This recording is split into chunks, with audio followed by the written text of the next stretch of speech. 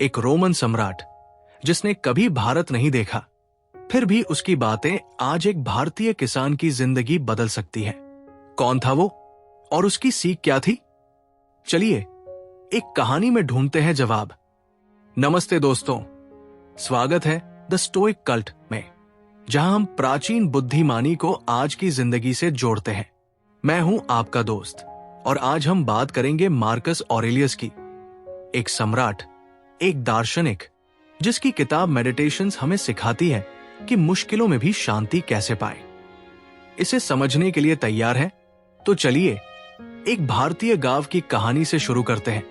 किसी छोटे से गांव में रहता था रमेश। रमेश एक साधारण किसान था।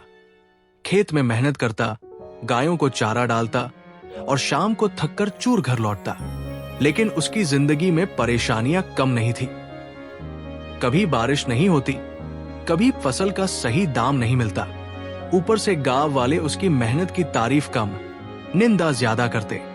रमेश सोचता, मैं इतना कुछ करता हूं, फिर भी लोग मुझे समझते क्यों नहीं? एक दिन उसकी बेटी स्कूल से एक किताब लाई, मेडिटेशंस का हिंदी अनुवाद। रमेश ने उसे खोला और उसकी जिंदगी बदलने वाली थी। मार्कस ने लिखा था, जो तुम्हारे नियंत्रण में नहीं, उसकी चिंता मत करो। अपना ध्यान बस उस पर रखो जो तुम कर सकते हो। रमेश ने इसे पढ़ा और सोचा। उसे समझ आया कि बारिश होगी या नहीं, ये उसके हाथ में नहीं, लेकिन खेत में बीज बोना, पानी की व्यवस्था करना, ये उसके बस में था। अगले दिन वो सुबह उठा और गांव के तालाब से पानी लाने का इंतजाम करने लगा। लोग हंसे, बोले, अरे ये क्या कर रहा है? पर रमेश ने कहा, मैं वही कर रहा हूं जो मेरे हाथ में है, बाकी ऊपर वाले पर छोड़ दिया। धीरे धीरे उसका खेत हरा भरा होने लगा। गांव वालों की बातें अब उसे चुभती नहीं थी, क्योंकि उसने सीख लिया था, लोगों की राय उसके नियंत्रण में नहीं।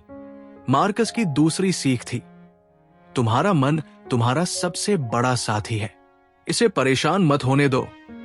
रमेश को यह बात गहरे तक छू गई। एक बार उसका दोस्त गोपाल उससे लड़ पड़ा। गोपाल ने कहा, तूने मेरे खेत का पानी चुराया। रमेश को गुस्सा आया, लेकिन उसने किताब याद की। उसने सोचा, गुस्सा करने से सच नहीं बदल जाएगा, मुझे शांत रहना है। उसने गोपाल को बुलाया, चाय पिलाई और शांति से कहा, भाई चलो देखते हैं सच क्या है। पता चला नहर में रुकावट थी। दोनों ने मिलकर उसे ठीक किया। रमेश ने समझा, गुस्सा उसकी शांति छीन सकता था, लेकिन उसने अपने मन को काबू में रखा।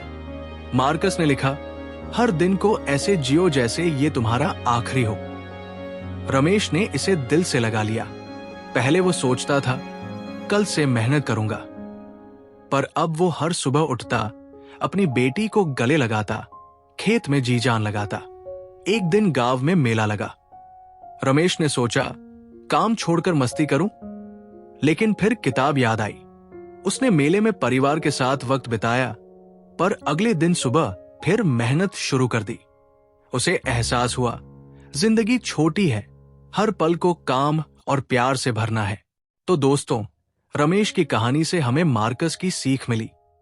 अपने मन को मजबूत करो, जो तुम बदल सकते हो उस पर मेहनत करो और हर पल को जियो। यह है द स्टोइक कल्ट का मंत्र, शांति और ताकत हर कदम पर। आपको यह कहानी कैसी लगी?